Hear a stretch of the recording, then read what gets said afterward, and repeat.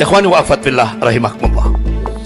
Problematika umat kontemporer, lebih khusus di Indonesia, ini seperti yang diungkap oleh Pak Prabowo Subianto. Indonesia bubar tahun 2030. Indonesia bubar tahun 2030. Ini statement Pak Prabowo Subianto ini diambil dari novel fiksi ilmiah yang ditulis oleh dua pakar intelijen dunia, dua pakar politik dunia, dan dua pakar strategi perang dunia, yaitu Peter Wieran dan August Cole. Jadi novel Ghost Fleet ini bacaan wajib bagi para intelijen, bukan intelijen Jogja ya, intelijen dunia, ya. Dunia global. Jadi ini jadi bacaan wajib, buku wajib yang harus dibaca oleh pakar-pakar intelijen dunia. Jadi dalam novel ini tertulis di situ Indonesia akan menjadi negara gagal tahun 2030. Akibat apa? Intervensi mafia Taipan dan komunis Cina. Mafia Taipan kalau di Indonesia itu apa bahasanya? 9 naga. Dan komunis Cina.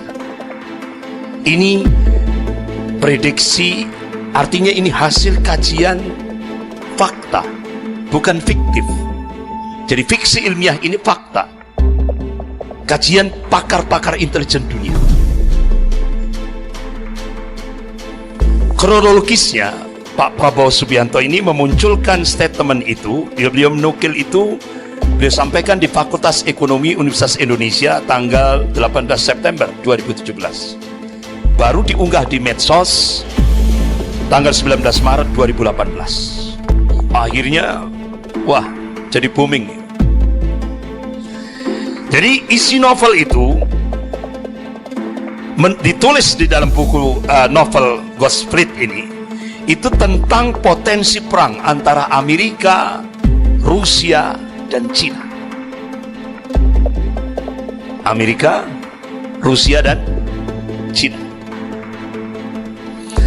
Kemudian isi novel yang kedua, dinamika politik, persaingan teknologi, dan isu spionase, operasi-operasi intelijen kontra intelijen. Dan yang ketiga, diprediksi ke depan Cina menjadi pionir di bidang ekonomi dan politik dunia, sementara Amerika, Eropa akan turun, melemah. Indonesia akan menjadi negara adidaya. Indonesia akan menjadi barometer ekonomi dunia, tapi bukan milik Indonesia. Diprediksi Indonesia sudah dikuasai oleh bangsa Ya'jud wal Ma'jud. Cirinya, kulitnya putih, matanya sipit. Itu. Jadi seperti itu. Ikhwan wa akhwat fillah rahimakumullah. 3 bulan yang lalu, ketika saya selesai memberikan taklim rutin di Masjid Abdillah, Jalan Sulfat di Malang. Selesai saya memberikan taklim, begitu saya keluar dari masjid itu, saya didekati orang yang badannya tegap. Ini saya mikir ini militer ini. Ternyata benar. Beliau dari Kopassus. Ustadz, ini amanah dari Pak Prabowo. Saya dikasih buku ini. Edisinya Lux, full color. Sampai di rumah saya baca. Daftar isi yang pertama, ini tulisan Pak Prabowo sendiri. Beliau mengupas tentang membangun kesadaran nasional. Artinya pasca Indonesia merdeka, itu arahnya kepada negara yang gagal. Ya, negara gagal. Kenapa? Beliau di poin kedua mengungkap tentang tantangan besar. Yang pertama, kata Pak Prabowo Subianto, kekayaan Indonesia itu banyak mengalir keluar, bukan ke dalam. Contoh, Freeport. Freeport itu mulai zaman Pak Karno sampai hari ini, zaman Presiden Soekarno sampai hari ini, itu tiap hari emas batangan, emas murni 24 karat, emas murni, emas batangan 300 kilo per hari itu menuju Amerika. Itu tiap hari. Makanya jangan kaget ketika terjadi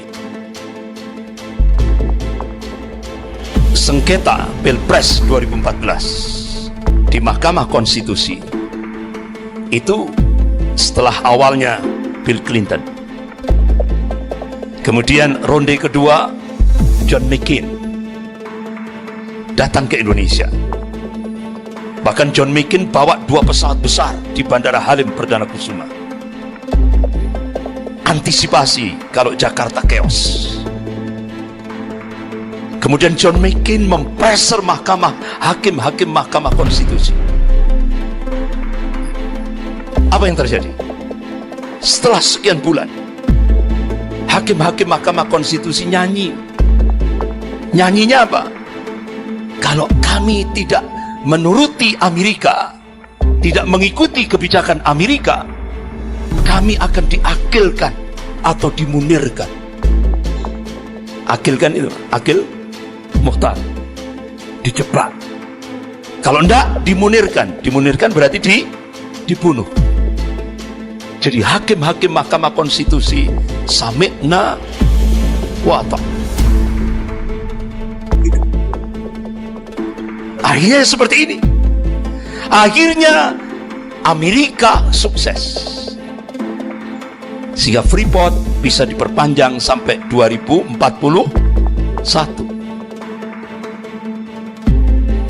Karena yang dikejar oleh Amerika itu bukan tidak hanya gunung emasnya, di bawah gunung emas itu ada yang lebih mahal. Apa? Uranium. Itu. Belum lagi gasnya di Papua yang dikuasai oleh Cina. Luar biasa. Jadi banyak, jangankan itu di Jawa Timur, itu ada kota paling kecil, kota kecil Bojonegoro. Di sana ada blok Cepu. Tidak boleh Pertamina eksplorasi sendiri, tidak boleh. Itu sudah dikuasai oleh Exxon Mobil, Yahudi, Amerika. Jadi sumber daya alam, kekayaan sumber daya alam Indonesia ini semua sudah dikuasai asing dan asing. Banyak mengalir keluar. Kemudian yang kedua, sistem politik Indonesia banyak dikuasai pemodal besar. Itu. Makanya jangan kaget. Profesor Amin Rais dulu pernah memberikan statement, kalau ingin jadi RI 1 itu harus minta ridho. Ya kan? Minta ridho. Ridho apa itu namanya? Minta rekomendasi lah gitu ya. Ya. Dari kekuatan pemodal besar ini, Amerika dan Cina. Jadi ikhwan wa akhwat billah rahimakumullah, di Amerika itu ada satu tempat yang di situ tempat pertemuan elit Indonesia dan elit Amerika. Jadi kalau mau masuk ke situ ada hutan kecil, itu ada bendera Amerika dan Indonesia. Di sana kebetulan saya kaget sekali ketika selesai kuliah subuh, ada orang buntuti saya. Ustaz, saya minta waktu 10 menit saja. Ya monggo silakan. Saya tanya, Bapak domisilinya di mana? Saya 2 tempat pesan, Indonesia dan Amerika. Kebetulan dia punya 2 warga negara Indonesia dan warga negara Amerika.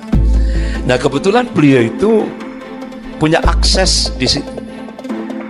Jadi di sana itu ada seorang guru besar ahli Indonesia. Ya katakan, kalau bahasa Jawanya Indonesia itu ke depan, kalau tidak nyenden Amerika ya nyenden Cina.